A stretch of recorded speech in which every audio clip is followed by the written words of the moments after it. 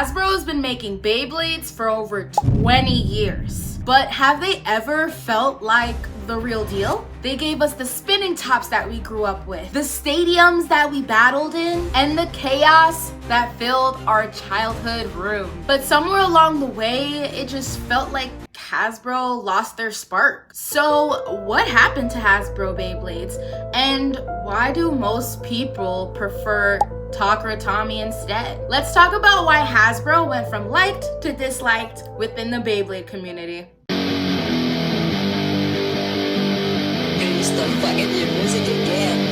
Before we dive deeper into this video about Hasbro, make sure to like, share, and subscribe if you like it and if you enjoy. I'm a girl blader. I do my own things with Beyblade. And I would love if you subscribe and join the Aloemela crew. And, get to know me as a girl blader. Let's rewind a bit. Hasbro has been producing Beyblade toys since 2002, adapting Takara Tomy's Japanese designs for international markets. Their goal was simple: make Beyblades safer, cheaper, and more user-friendly. And for years, that worked. The early generations were iconic. From Dragoon to Pegasus to Spriggan, and Hasbro made Beyblade mainstream. When it comes to Beyblade, you're only ready to win when you're ready for anything. Here's the knockout punch!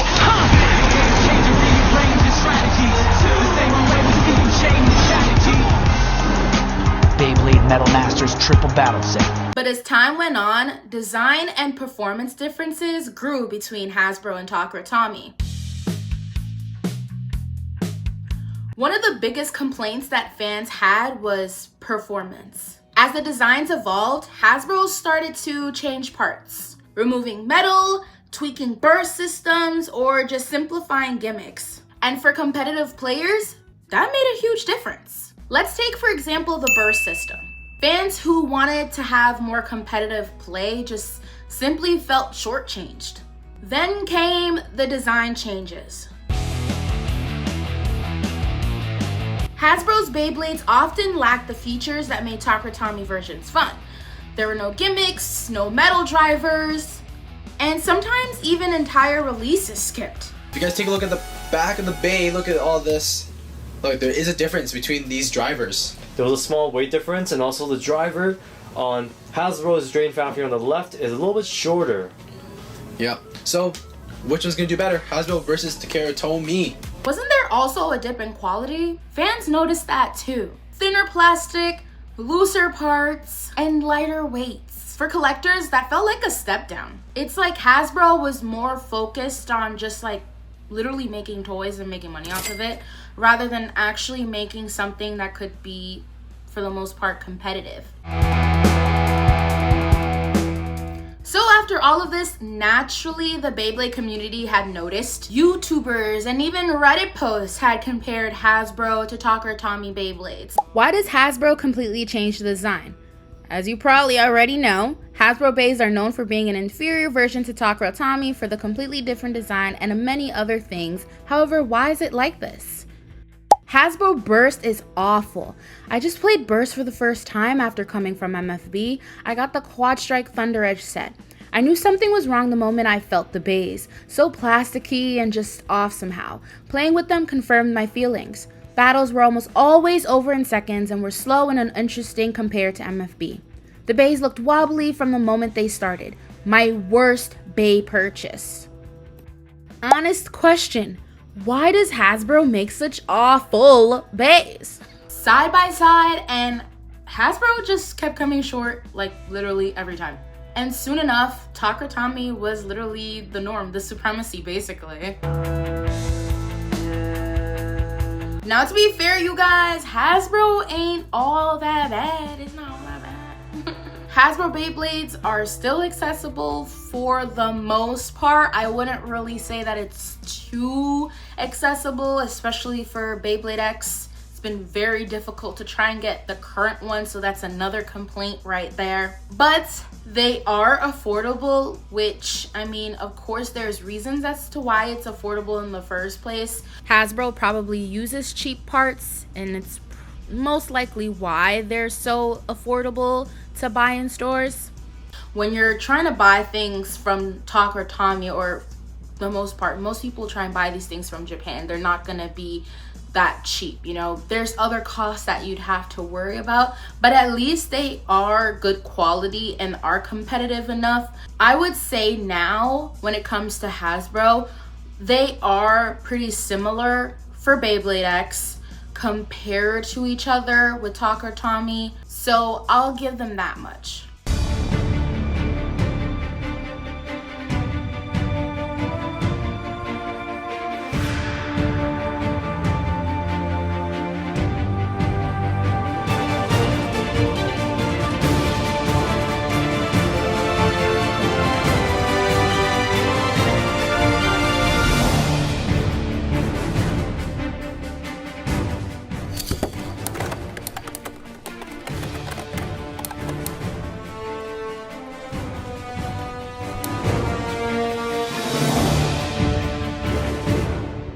The stadiums, they're pretty accessible for the most part. That green stadium is still something that I would never pick up. And now really diving deep into it, I definitely believe Hasbro could do a lot better with, you know, even the stadium products. Having that Beyblade X black and green stadium be so narrow compared to what Takara Tomy has, which is a lot better to battle in. I don't know why they didn't do the same thing, especially if the X bays now are pretty similar to how the X bays are for Takara Tomy. Why couldn't they do the exact same stadium and make it stronger quality, but still a reasonable price for us to afford and buy? Hasbro is only there to market to the audience that they're targeting, and that is 8-year-old boys. It is them. It is not them trying to target to all ages like Takara Tomy is. Takara Tomy is targeting towards people who are competitive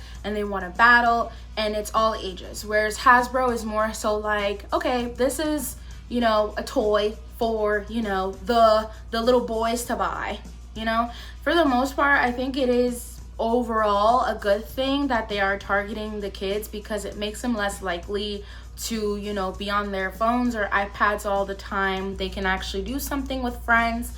But at the same time, it's like there's a whole other audience of people that used to play in their childhood that, or it doesn't even have to be people that used to play in their childhood. There are even new adults that have never played Beyblade before that are getting into it now, and they love it, they enjoy it. I feel like, if anything, Hasbro would make even more money, and this is just my opinion, but I feel like Hasbro would make even more money if they targeted towards just everybody that wants to be competitive with Beyblade in the first place.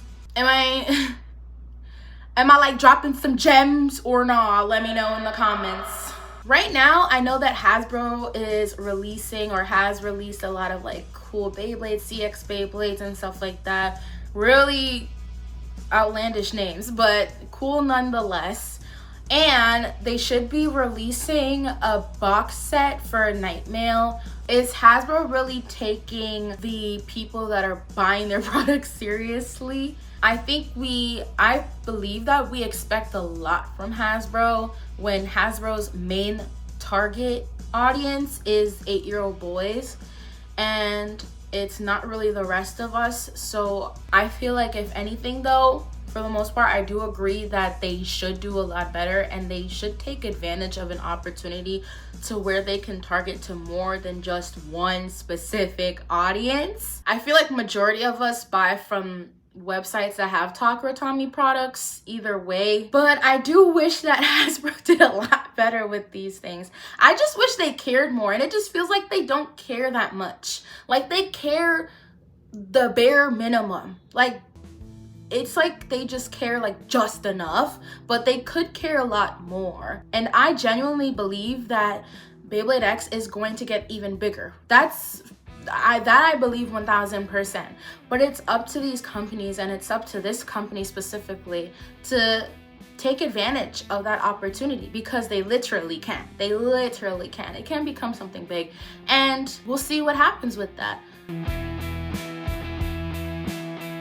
So why do people dislike Hasbro? It's not because they ruined Beyblade, because they didn't. It's because we know what Beyblade could be.